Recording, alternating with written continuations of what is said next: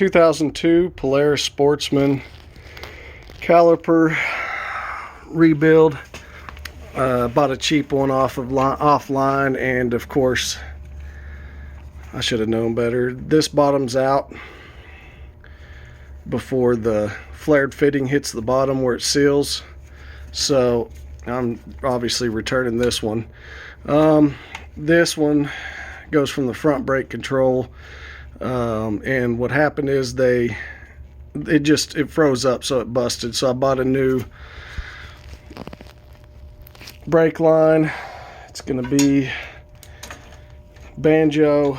It's gonna go banjo over to the new slave cylinder, which is also going to be banjo. Master cylinder here, and that'll take care of that problem. So it'll be a banjo bolt for the back brakes, and since I'm not going to replace this line, this one will actually bottom out where it needs to on the OEM rebuild. So I couldn't find anything online showing, excuse the mess, showing how to rebuild these. They have an 850 XP. So if you have a 200 sport or 700 Sportsman and you're running into a problem where you need to rebuild the caliber, it's real easy. All Balls Racing, shout out to them. They got this rebuild kit. Comes with a new gasket right here. That's to repair this old one that I'm trying to get out right now. I couldn't get the cylinder out, or the cylinder out, because I tried going in the back, as you can see, where I kind of trying to bang it out, but it wasn't working like they did on the XP. So that's why I made this video. What you're gonna do is this is the new gasket anyway, I noticed, so I went ahead and just took this. That's where that's set. Kind of pulled it out, up and over. It didn't damage the OEM seal, but then what you're going to want to do, I just went ahead and ripped it off. Then you take your flathead and you put it right in that. This part right here will actually be down farther, and you put it flat up against the edge, and you do it real nice and easy. You'll see it starting to come up, and you don't want to damage this setup right here. I don't know, I don't want to mar it or anything, so I just nice and easily, once you get to about right here, you end up with a problem to where it will want to slip off. So then of course you double up, put the old brake pad right there, and you use that to pry it up. By that time, voila, simple. So I'm going to clean this up really good, clean this whole thing. I'll probably just set it in my chem dip for about a couple hours, and then clean it up real good. I've got a chem dip over here soaking my I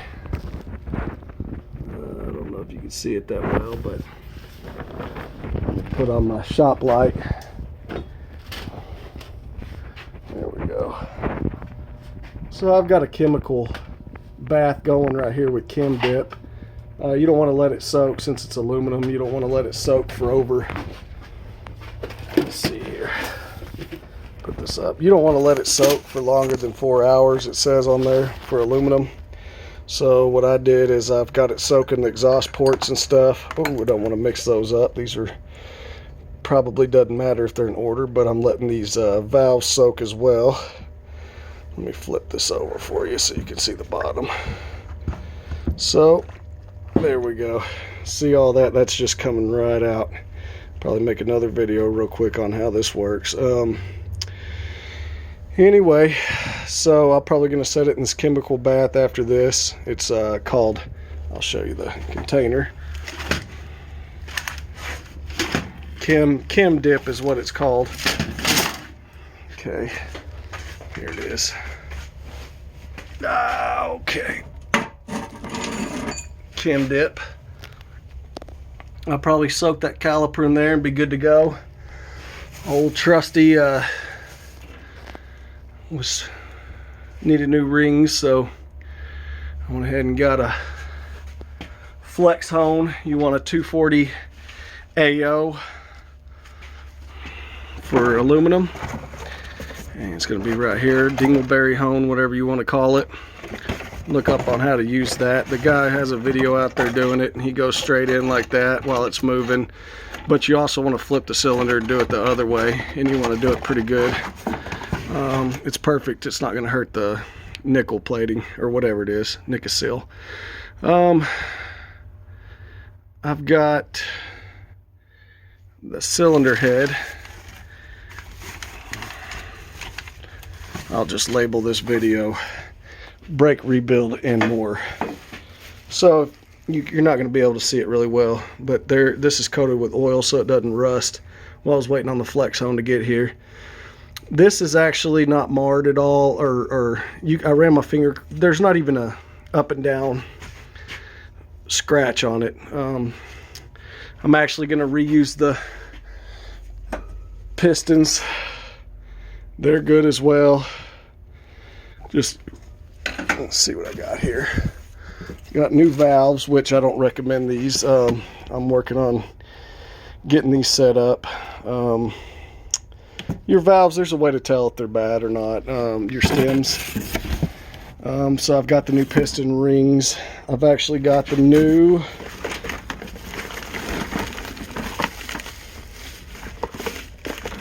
this is important right here.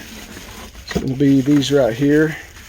Another thing on these 2002 is these are the, let me get you the old ones out so that you'll know what I'm talking about. All right.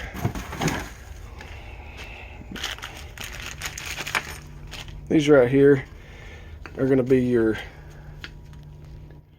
they're going to be your seats, valve seats, not seats, valve seals. And on the 2002, you can see the springs going around the seals. A lot of the later models in this, maybe even a 2003, have exhaust and intake. Exhaust is different from intake. Basically, they're sealing one of them that needs to be sealed. The other one's not going to have a vacuum, so they don't put a seal on it. These, all four have a seal. So the ones I got, the new set, all four have this, the correct part number. They'll all four have it. So it doesn't, I like that, but it doesn't really matter. Yeah, I picked it up, and so far I've revamped the complete cooling system. Took the radiator off, cleaned it out completely, took the hose, got a new to me hose off of salvage site. They sell it on eBay too. The salvage site does. It's a Power Sport Nation or something like that. Real good site. Replaced this hose because of course it rubbed and leaked, so I got a new use like new condition hose here. I've got the thermostat's brand new. The fan's actually from Power Sport Nation as well. The original fan, let me show you the pile of parts from the original. That fan right there is not an OEM, or not a, I don't even know, it didn't even go to this year, but they had it hardwired in. Of course, Power Sport Nation, save you a lot of money. Buy you one from them, test it before you use it. Went ahead and plugged it in. This now comes on whenever it gets to the temperature needed. Replace the cap.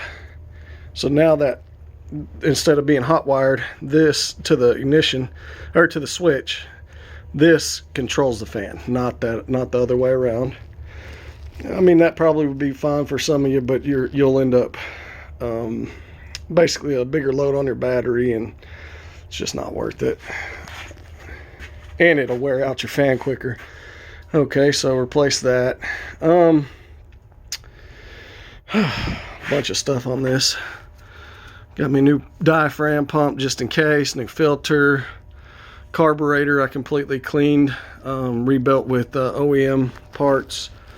Let's see.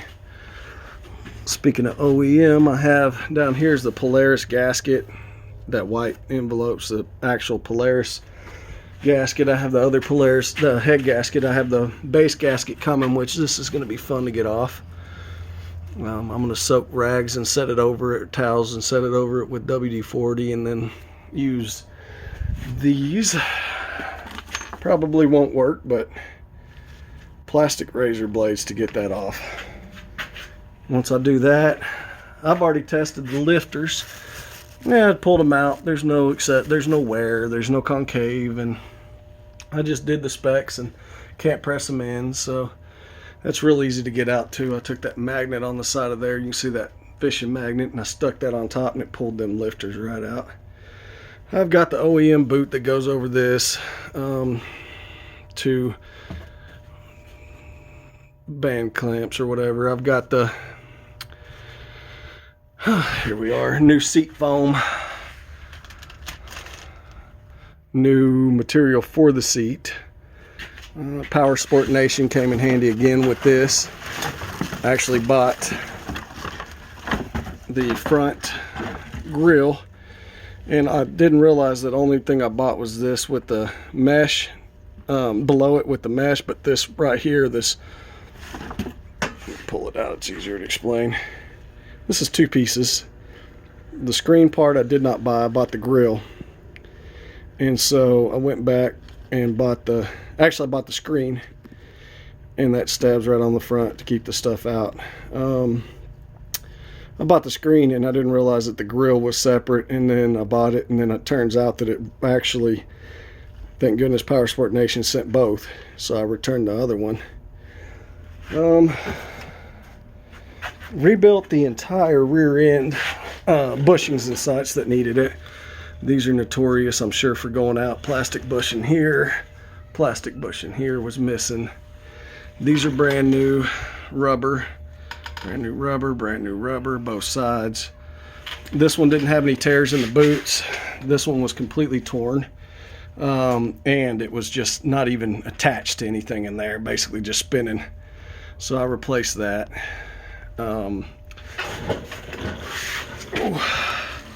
This right here, I don't know, it was loose, the prop shaft. They had, instead of this right here, this compression. See if you can see it in there. The compression pin, it was not even there. They had something down in there, and then they had some kind of hose clamp holding it on, but it had play in it in the U-joints, and I didn't like that, so this is solid now. I went ahead and bought a used like new one off of eBay. No play in the joints anyway. Real easy to install. You knock that pin out here, slide that over into there, then that comes up. Knock this pin out here and pull it right off. Newer models, I don't think they have those splines that you can slide it down, so I don't know what they do to get those off. You have to like pull the back end backwards or something. Put new fluid in the rear end. Put it out, drained it, put 5 ounces of Mobil 1 synthetic gear. What did I use? No, not Mobil 1. Anyway, I used what's recommended in that back, not the Polaris bearing crap. This one I used Mobil 1 synthetic automatic transmission fluid. Filled it up till there's the filler nut right here. You can see down in there, not to the threads, but below it. You'll see in the manual, it'll tell you. Front end, I went ahead and redid that. Changed the fluid in that one with, I went ahead and, since it's calling for a different type, it's calling for a different type of gear oil, or it's a different type of oil. I went ahead and used, which will be fine, is going to be the synthetic automatic transmission fluid, give you the right lubricant. I replaced the tie rod ends. Now it's solid. Was shaking. I replaced. Do yourself a favor, go and get the OEM. This is common on these. It'll just rock back and forth, side to side. This is a bushing here. Get the OEM. The other one, they're having to like put something behind it and screw it in, bolt it down. This one's solid. Can't even get it to budge. Doubled up on my